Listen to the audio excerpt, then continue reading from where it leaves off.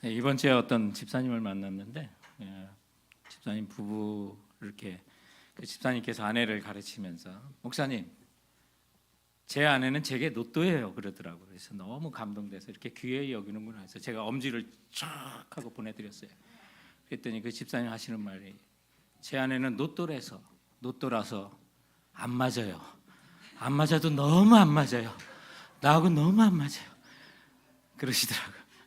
근데 자세히 이 얘기를 들어보니까 정말 다른 부분이 너무 많은데 너무 많은데 잘 맞춰 사시는 그런 삶의 스토리를 이야기하셔서 제 마음이 너무 뿌듯했습니다.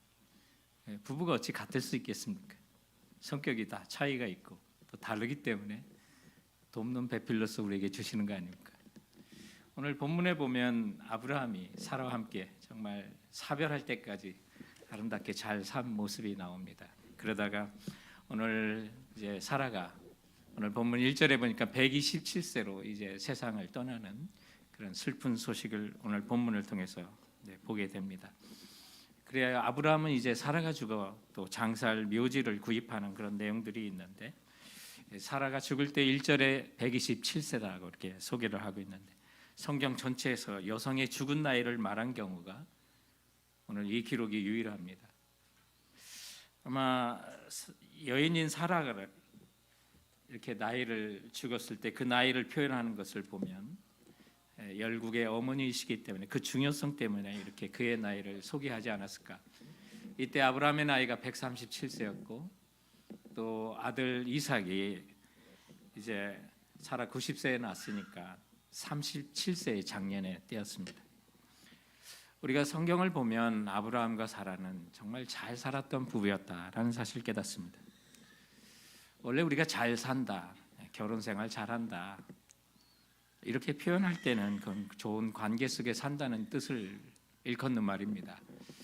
어느덧 우리들이 물질의 세계에 너무 치우치다 보니까 누구 잘 산다 하는 것이 많은 물질을 가지고 남들이 누리지 못하는 어떤 기구나 또 가전제품이나 넓은 집이나 이런 걸 가지고 누리고 사는 것을 이렇게 표현하는 것으로 습관적으로 잘못되게 얘기하지만 원래 잘 산다라고 하는 것은 관계 속에서 잘 살아가는 걸 말합니다. 특별히 우리 성도들이 잘 산다고 할 때는 하나님과의 관계 속에서 정말 일생을 하나님과 좋은 관계 속에 살아가면 그것을 잘 산다고 할 수가 있는 것입니다. 지난 2021년 8월에 세계 최고 갑부인 그런 세상에서 가장 부자인 사람이 아내와 이혼하면서 57억 달러를 이혼 위자료로 지불했다는 그런 소식이 뉴스를 통해서 뜹니다. 그 이후에도 이름만 대면 모든 사람이 알만한 기업의 창업주들이 아내와 연이어서 이혼의 소식들이 들려왔습니다. 여러분, 그 부부들이 잘 살았을까요? 그 수많은 재산을 놓고 다투고 싸웠을 그 생각을 한번 해보십시오. 결코 잘 사는 게 아닙니다. 그러므로 정말 결혼 생활 잘한다, 잘 산다, 누구 잘 산다 하는 것은 관계적으로 잘 사는 겁니다. 오늘 신약 성경에 보면 사라가 정말 아브라함과 잘 살았구나, 훌륭한 아내였구나라는 사실을 우리는 베드로전서 3장 6절에서 찾아볼 수가 있습니다.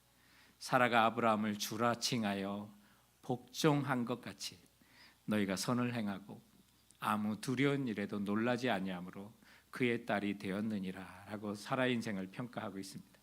아브라함을 주라고 했고 또 항상 복종했고 선을 행하였고 정말 우리가 살다 보면 남편이 아내를 깜짝깜짝 놀라게 할 일들을 저지를 때가 있습니다.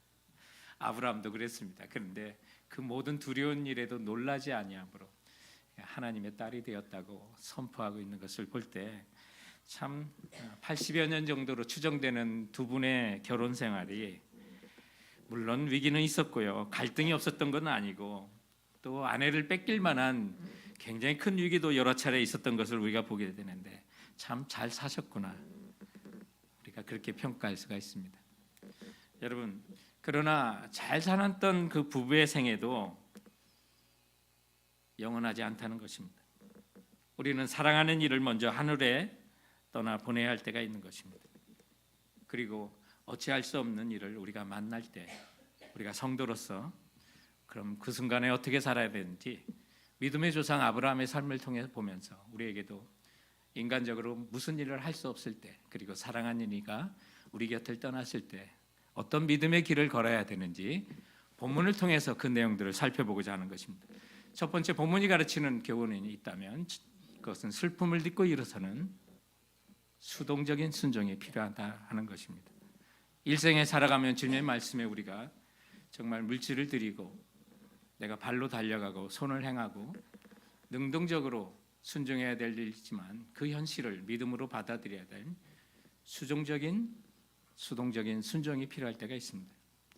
그래서 영어로는 active obedience라고 하는 순간이 있는가 하면, 그러나 그 모든 순간에 우리가 믿음으로 받아들이고 또 말씀으로 해석해야 될, 그저 아무것도 할 수 없지만 그것을 믿음으로 수용해야 될 passive obedience라고 하는 수동적인 순종의 순간이 우리에게도 찾아오기도 합니다.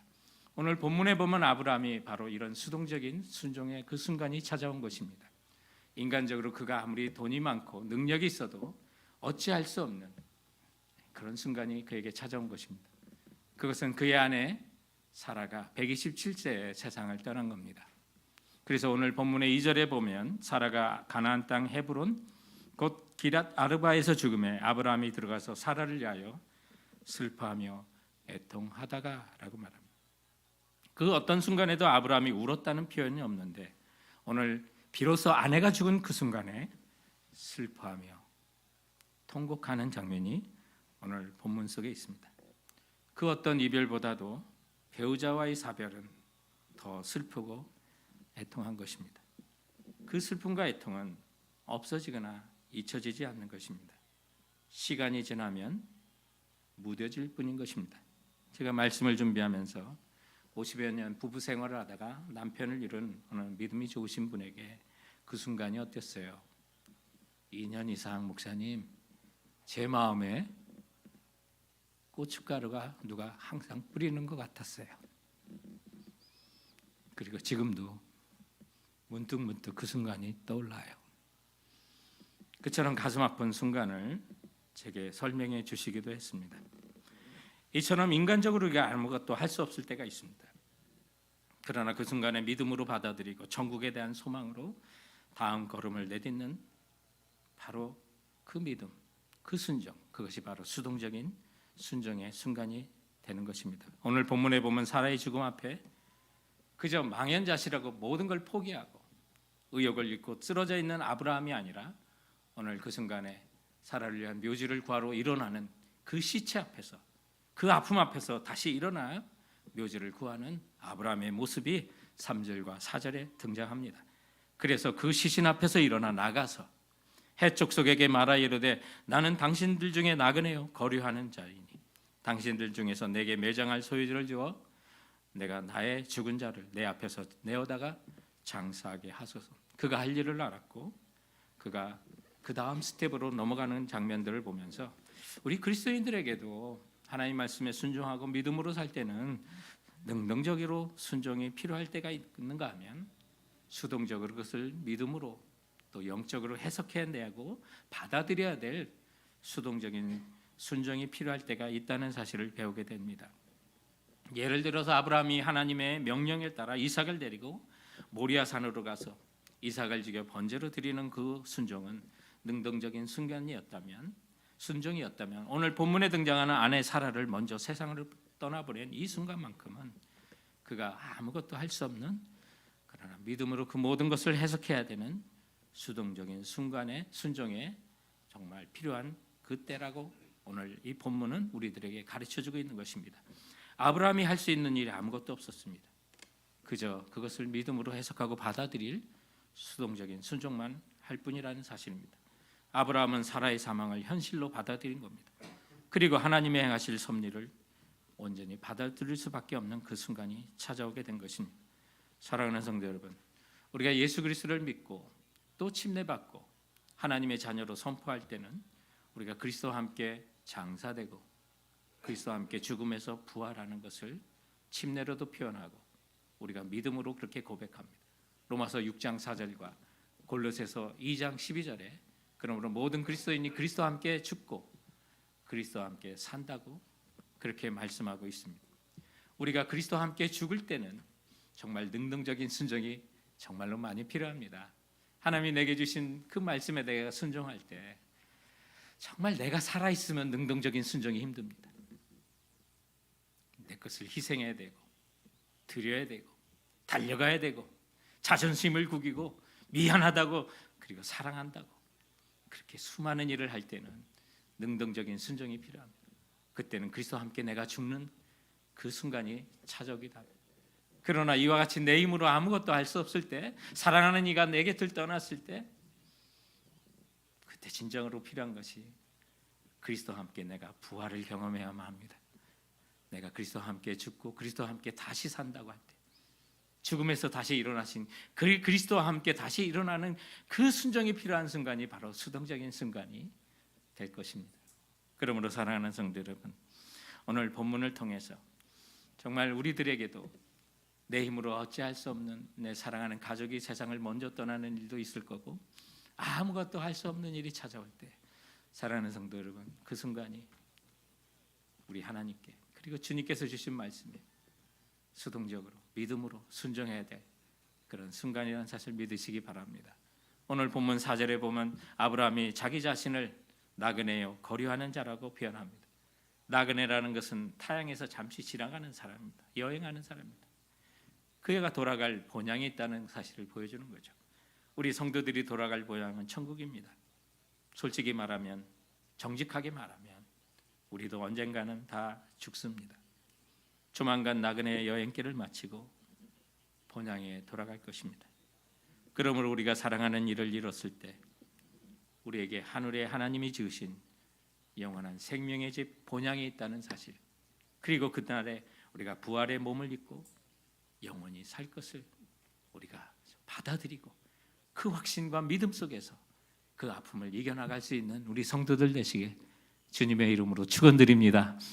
오늘 말씀을 통해서 우리가 사랑하는 사람을 잃거나 우리가 행동적으로 아무것도 할 수 없는 그 순간이 찾아올 때 우리가 기억해야 될 본문이 가르치는 두 번째 교훈이 있다면 그때 새 하늘과 새 땅에 대한 소망을 품고 사셔야만 하는 것입니다. 오늘 본문에 보면 7절 이하부터 20절까지 전체 내용이 아브라함이 헷 족속으로부터 묘지를 구입하는 그 내용들이 표현되어 있습니다.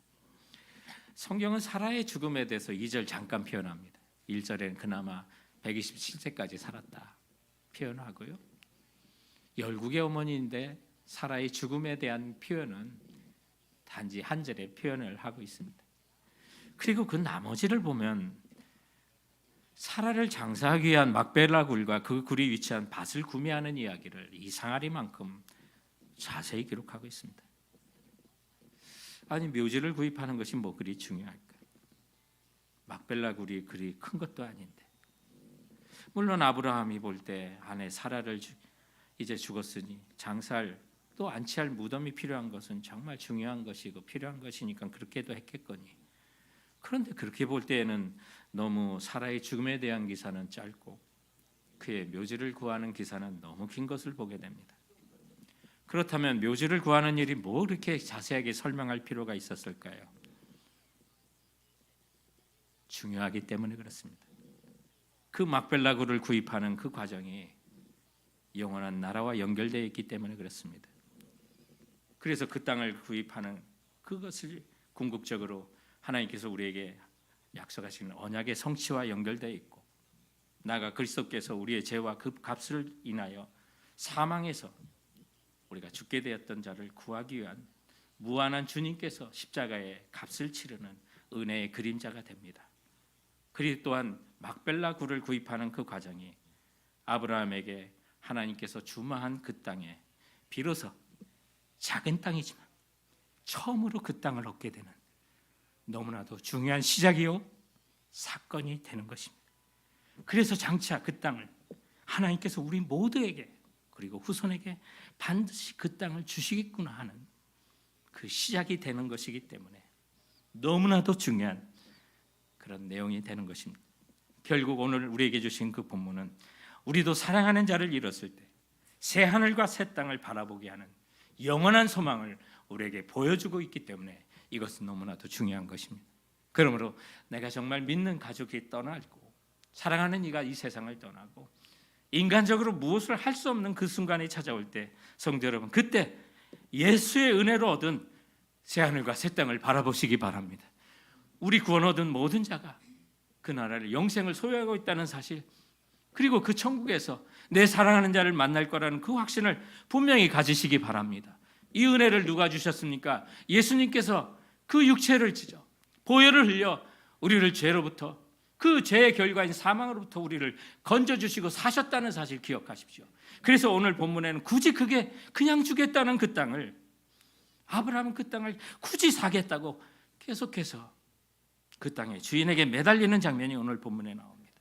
그래서 아브라함은 사라의 장사를 하여 동굴이 있는 그 막벨라 굴을 은 400세겔을 주고 삽니다. 그 뭐 그리 대단한 거예요. 그 땅이 크지도 않습니다. 하나님이 약속하신 가나안 땅 전체로 볼 땐 정말 작은 겁니다. 그런데 그 막벨라라고 하는 것들, 그 히브리어로 이중으로 겹쳐 있다, 포개져 있다, 그런 뜻이 있습니다. 지금도 그 동굴은 거기에 두 개의 동굴이 있습니다. 그래서 막벨라라 했구나라고 그렇게 생각이 됩니다. 아마 아브라함은 하나는 사라의 무덤으로 쓰고 하나는 자신의 무덤으로 이렇게 생각했을 것 같습니다. 그래서 아브라함은 사라를 장사하고자 그 막벨라 굴을 구입하는데요. 지금도 성지순례를 갈 때 그 지역을 갈 수가 있습니다. 그 지역이 다 그 아랍, 그 팔레스타인 지역인데 거기만 유대인들도 함께 지나갈 수 있도록 뭐 안전한 길로 이렇게 합니다. 그런데 유대인들은 위험하기 때문에 가지 못하게 하는 데가 그 막벨라 굴입니다. 아브라함은 열국의 조상이기 때문에 모슬렘에도 조상이 되고, 그리고 유대인의 조상이 되고 그리스도인들의 조상이 되기 때문에 저 지역은 오랫동안 파괴되지 않고 모든 민족이 다 보호하고 있는 그런 지역입니다. 그 안에 가면 우리가 아는 그 믿음의 조상들이, 아브라함과 이삭, 야곱, 이런 조상들이 거기에 다 묻혀 있습니다. 그래서 가장 먼저 만날 수 있는 게 사라의 무덤입니다. 열국의 어머니 사라의 무덤이 단면도로 이렇게 보여준 거고, 그 내용을 이렇게 지하를 이렇게 보면 거기 동굴이 있습니다. 아브라함의 진짜 묘는 우리 성지순례 팀들이 가서 볼 수 있는 건 가묘고요. 그 안에 이제 진짜 아브라함과 사라의 무덤이 있습니다. 그래서 거기에 동굴이 두 개가 있어서 그곳에 진짜 묘가 있다는 그런 설명을 듣고 오기도 했습니다. 그래서 아마 이것을 겹쳐 있다, 뭐 포개져 있다 해서 막벨라라고 그렇게 불렀던 것 같습니다.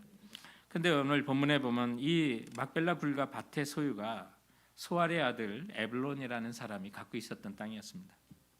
그가 아브라함에게 말합니다. 당신은 우리 지역에 하나님이 세우신 지도자인 건 다 압니다. 아주 유력한 분이십니다. 그리고 우리를, 이 지역을, 도시국가가 정말 멸망을 당하고 쫓겨갈 때 다 구해주지 않았습니까? 그러니 아브라함에게 그 묘지를 거저주겠다는 겁니다. 그래서 그냥 쓰라는 거예요. 그러나 아브라함은 정당한 대가를 치르고 그것을 구매하겠다고 하는데, 여러분, 성경은 우리를 구원하시기 위한 분명한 목적을 가진 하나님의 책입니다. 이런 관점에서 성경을 보는 것은 구속사적 관점에서 성경을 본다, 이렇게 말합니다. 그래서 우리를 구원하시는 관점인 구속사적 관점에서 오늘 이 본문을 보면 하나님께서 우리를 구원하시고자 사랑하는 그 독생자 예수 그리스도를 이 땅에 보내셔서 우리 대신 그의 죄의 값으로 십자가에 죽게 하심으로 우리에게 영원한 하늘나라를 얻게 하시는 것을 보여주는 겁니다. 요셉과 같은 예수님을 예표하는 분들이 돈을 받고 종으로 팔려가는 이야기는 예수님의 이야기입니다. 다윗이 예수님의 완전한 예표이기도 합니다. 그가 아브라함이 이삭을 바쳤던 그 모리아 산이었던 그 땅을, 그때는 오르란의 타작마당이었는데 그것을 그냥 가지라고 하는 것을 굳이 돈을 주고 그 땅을 구입하여 속전의 제사를 지내고 생명을 구하는 그 장면에서 바로 예수 그리스도께서 우리의 죄를 위하여 보혈을 흘려주시고 대가를 치러주실 걸 보여주고 있는 것입니다. 이와 같이 구속의 역사를 볼 때 오늘 본문에 정말 그 묘지를 구입하기에 400세겔이나 되는 아주 비싼 값으로 아브라함은 막벨라 굴을 마지막 끝내 구입하는 그 장면이 나옵니다. 그 돈이 얼마나 큰 돈인지는 본문의 역사와 좀 가까운 시기에 있는 아브라함의 증손자인 요셉이 애굽으로 종으로 팔려갈 때 은 20세겔에 팔려갑니다.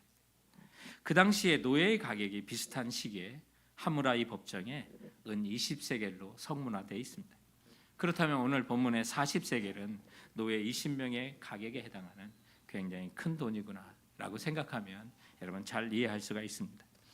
또한 아브라함은 막벨라 굴과 그 밭을 자신의 소유로 법적으로 확실히 구입하는 장면이 나옵니다. 그래서 그 당시 거래의 공식 창구이며 등기소와 같은 역할을 한 것이 성문인데, 그 성문 입구 광장에서 거래를 인정받아 법적으로 완전히 구입하는 것을 보게 됩니다. 사랑하는 성도 여러분, 이렇게 굳이 모든 것을 구입하는 것이 우리의 죄의 값을 십자가에서 지불하시고 우리를 구원하시는 예수님의 그 은혜와 연결되어 있는 것입니다. 그리고 예수님께서 보혈을 흘려 우리를 구원하셔서 모든 믿는 자들의 죄의 대가를 대신 지불하시고 의롭다라고 칭하신 그 모든 것들이 법적인 용어입니다. 확정하신 것입니다. 그러므로 예수 믿는 사람들은 예수 그리스도께서 우리를 대신하여 죽으심으로, 그리고 그 사실을 믿는 자들에게 의롭다 칭하시고 영원한 하늘나라를 우리에게 선물을 주셨다는 확증이 되는 사건을 오늘 이 본문은 우리에게 보여주고 있는 것입니다. 그러므로 내 사랑하는 믿는 자들이 예수 그리스도를 믿는 내 가족이 세상을 떠났을 때 우리가 가져야 될 확신은 바로 이것입니다. 예수 그리스도의 은혜로 인하여 우리가 하늘나라를 소망했다는 그 확신을 반드시 가지셔야만 하는 것입니다. 그래서 그 어떤 슬픔 속에서도 다시 만날 그 소망을 가지시고, 그 순간에 믿지 않았다면 어떠겠을까? 예수 그리스도께서 나에게 은혜를 베풀어 주지 않았다면 어땠을까? 정말 그 절박했던 그 상황을 기억하시고 우리에게 구원을 주신 예수 그리스도의 은총을 찬양할 시간이 바로 사랑하는 일을 이뤘을 때요, 우리 힘으로 아무것도 할 수 없을 때 그런 찬송을 해야 될 시간이라는 사실을 기억하시기 바랍니다. 한국지구촌교회 원로 목사이신 이동원 목사님에는 아들이 둘이 있는데, 그 둘째 아들인 이범이라고 하는 난가지 얼바인에서 변호사로 일했던 그 형제입니다. 그 이범 집사가 대장암으로 투병하다가 지난 2020년 10월에 43세 일기로 소천했었습니다. 아들이 대장암 4기로 투병하고 있을 때 이동원 목사님께서 아침 말씀 가운데 크게 하나님께서 주시는 감동을 주셔서 아들에게 용기를 내어 전화를 했습니다. 그리고 아들에게 말했습니다. 범아, 모든 사람은 죽는단다. 그리고 죽은 뒤에 하나님 앞에 설 자신이 있니? 라고 물었습니다. 그때 아들 범이는 이렇게 말했습니다. 아빠, 걱정 마. 아빠로 인해서 예수님을 영접했어. 내가 이 병을 앓고 있어서 더욱 하나님께 온전히 집중할 수 있는 것 같아. 나는 준비가 됐어. 그리고 주님과의 관계에서 기쁨이 있어 라고 대답했답니다. 이 목사님께서는 속으로만 아멘으로 외쳤고 아들에게, 아들아, 하나님이 너를 데려가시더라도 나는 하나님을 찬양할게 라고 그렇게 고백했습니다. 사랑하는 성도는 바로 그렇습니다. 우리가 사랑하는 사람을 이루었을 때 우리가 그 순간이 예수 그리스도로 인하여 우리가 얻은 영원한 소망을 다시 한번 확인할 수 있는 장소고, 그 소망이 얼마나 크고 주님의 크신 은혜인지를 확인하는 순간입니다.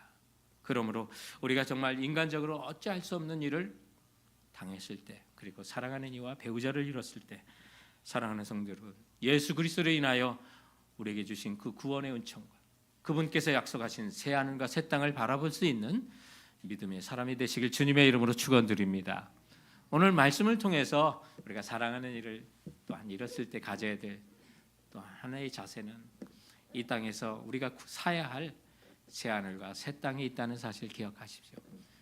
그 영원한 하나님 나라 이 땅에서 구입하는 겁니다.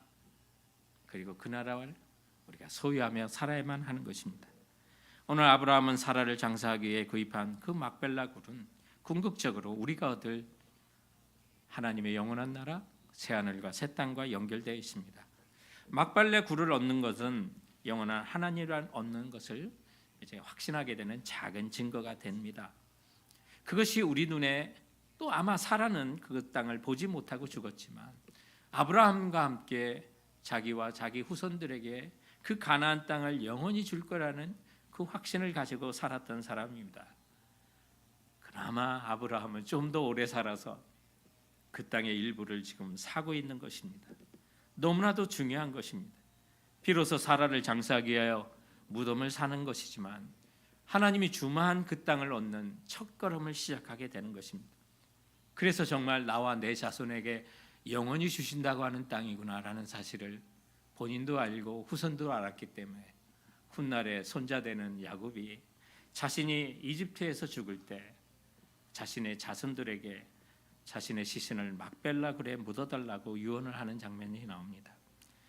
이처럼 막벨라 굴에 구입하는 것은 나와 내 자손이 얻을 영원한 기업이 이제 눈에 보이고 그것을 구입해가는 것을 보여주는 너무나도 중요한 사건입니다.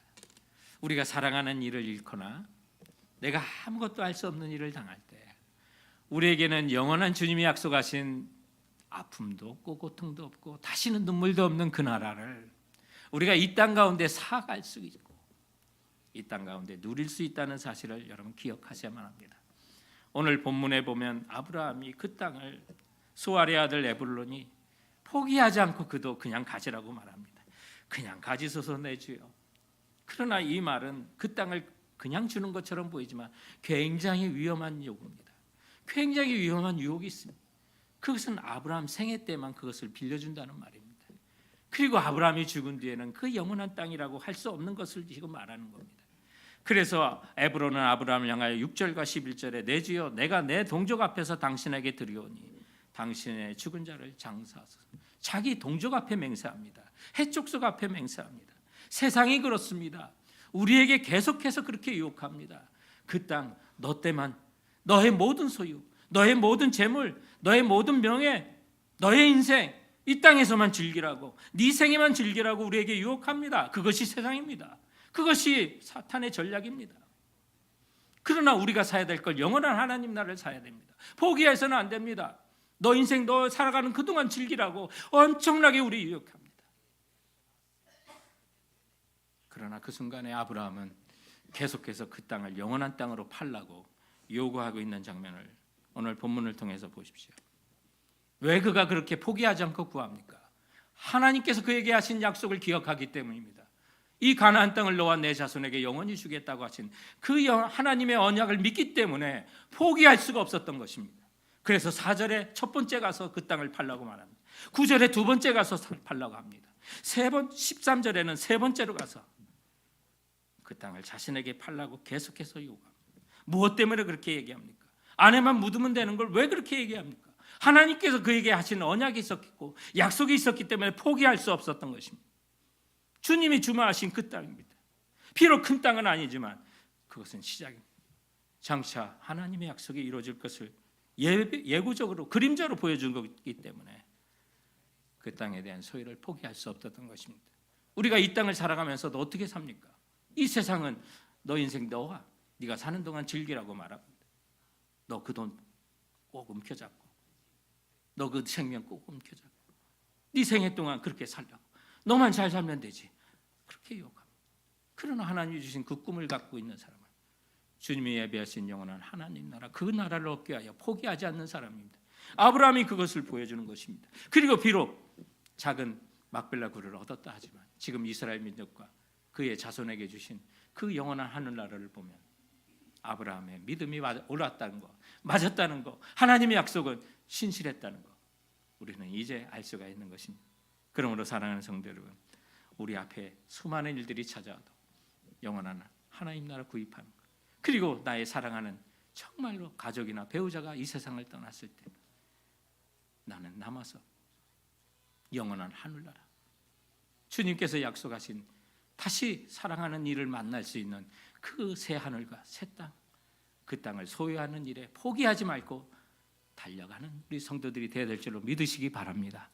그래서 마침내 오늘 18절과 20절에 마므레 앞 막벨라 굴과 그 밭과 그 주위에 둘린 모든 나무가 성문에 들어온 모든 해족속이 보는 데서 그리고 해족속으로부터 아브라함의 소유로 확정된지라 20절에는 확정되었더라라고 말씀하고 있는 것입니다. 사랑하는 성도 여러분, 오늘 본문을 통해 우리가 아브라함의 믿음을 본받았으면 좋겠습니다. 그리고 비록 우리가 이 땅을 벗하고 살지라도 내 영은 영원한 하늘나라를 살면서 그 나라를 이 땅에서 누리기 위하여 그리고 영원한 그 나라의 상급을 위하여 어떠한 슬픔과 어떤 절망 속에서도 우리 믿음을 가지고 일어나는 성도들이 되어야 될 줄로 믿습니다.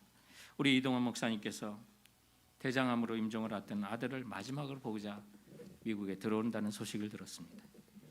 그리고 이범 집사가 이제 생애의 마지막을 보내는데 세크라멘토에 신유의 은사도 있고 또 기도원 같은 곳이 있어서 이 근처에 왔다가 아무래도 가족이 있는 또 평소 살았던 집에서 이제 생명을 마지막 마치는 것이 좋겠다고 그래서 얼바인으로 다시 가겠다고 그랬습니다. 근데 차를 타고 갈 만한 몸은 아니었고 그렇다고 의료를 위한 비행기도 구할 수 없어서 저하고 평소에 친분이 있었던 이동훈 목사님 동생인 이동성 목사님 샌프란시스코에서 목회를 하고 있었는데 그때 그 가족 밴으로 이렇게 내려간다고 하는 연락이 왔습니다. 그런데 그 가는 도중 5번 도로에서 이제 휴게소에서 뒤를 돌아봤더니 이미 숨을 거뒀다라고 하면서 비보가 그 연락이 또 제게도 왔었습니다. 마지막으로 죽어가는 그 아들을 살아생전에 좀 얼굴을 보겠다고 이동훈 목사님께서 LA로 오고 있었는데 LA 도착했을 때는 3시간 전에 아들이 이미 하나님의 부르심을 받았다고 하는 그런 소식을 듣게 됩니다. 사모님과 함께 비통한 가운데 정말 그래도 아들의 생애를 돌아볼 때 이범 집사가 다녔던 그 좋은 교회 LA의 좋은 교회 담임 목사님께 주님께만 집중하겠습니다라고 하는 그런 말을 평소에 계속 하고 있었다고 합니다. 그래서 이동훈 목사님께서도 아들의 유골함에다 주님만 바라봅니다라고 그렇게 적었습니다. 그리고 결국 인생이 주님만 바라보는 거 사는 것이 인생이고 우리가 주님만을 바라보고 그 믿음으로 산다면 우리 하나님께 찬송하고 또 그렇게 하나님만에 매달렸던 그 아들의 그 모습이 너무나도 자랑스러웠다고 합니다. 그리고 장례 예배가 있는 그 전날 밤에 당연히 잠을 이룰 수 없는 밤이었죠. 그 순간에 하나님께서 우리 이 목사님의 마음에 감사의 기도를 부어주셨답니다. 그리고 메시지를 주셨답니다. 범사에 감사하라. 이는 그리스도 예수 안에서 너희를 향하신 하나님의 뜻이라고. 그 순간에도 감사라고 하는 하나님의 그 메시지가 그의 심령 속에 내성과 같이 울려 퍼졌다고 합니다. 그래서 정말로 말할 수 없는 슬픔 가운데 치러진 아들의 장례식에 조문객 앞에서 하나님께 감사하며 다음과 같이 말했습니다. 나의 아들의 병의 고통에서 하나님께서 해방시켜 주신 것 감사합니다. 아들이 천국에 입성할 수 있었던 것 감사합니다. 아들을 통해 손자를 주신 것 감사합니다. 그가 영광스러운 하늘 그 소망을 가질 수 있었던 것 감사합니다.